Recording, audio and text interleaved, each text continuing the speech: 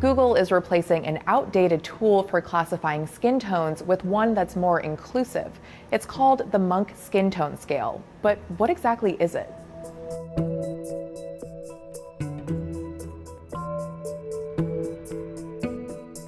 The Monk Skin Tone Scale is a 10-shade scale that'll be built into Google's various products over the coming months.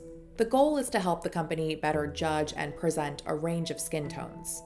It was created by Harvard professor and sociologist Ellis Monk, who has spent over a decade studying how skin tone and colorism affect people's lives.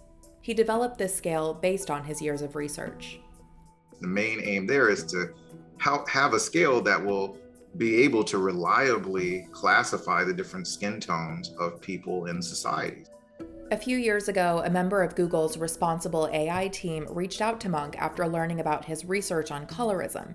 They looped him into the company's conversations about skin tone equity in tech and learned about the scale he'd developed. And it's certainly something that I've dealt with, in my own life, where you walk up to a hand sanitizer and you put your hand under it and it doesn't work, or, there's facial recognition technology and the camera on the phone and it doesn't quite work right, or you take a picture and the skin tones of your family members, some people look like they're well lit, other people you can't see as well. These are all indications of technologies that were not built and tested with intention that they would work well across the entire skin tone continuum. So I just think this is a great opportunity. I'm very happy that Google decided to move forward with this project to fix these issues. Here's an example of how you'll see the Monk scale show up in Google. If you're searching Google Images for makeup, you'll see an option to refine the results by skin tone, so you can find what works best for you. Google says it'll be implementing the new color scale in a range of its products and services. Google Photos will also use what are called real tone filters, which are designed to work well across skin tones and were evaluated using the Monk scale.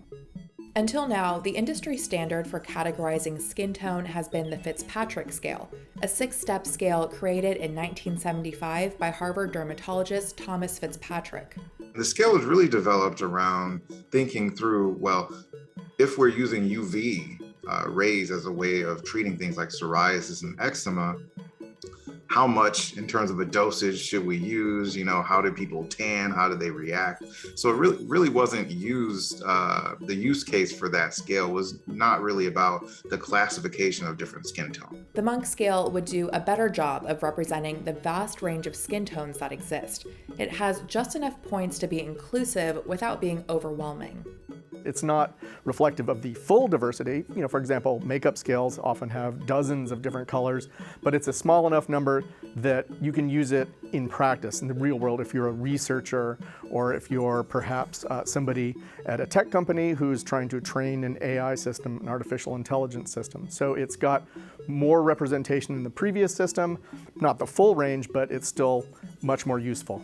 Monk also noted a 10-point scale is the sweet spot. The main idea behind the skin tone scale was to have something that is optimal in terms of how large the scale is. You don't want too many points where people who are annotators can't really use it because you can't really differentiate because there's too many points along the scale. But also something that in terms of its color selection is really good at differentiating the dynamic range of skin tones that you'll see, particularly among people of color. The scale is designed so that there's never a need to expand it. With the scale, what you want to do really is you want to optimize the set of points on the scale.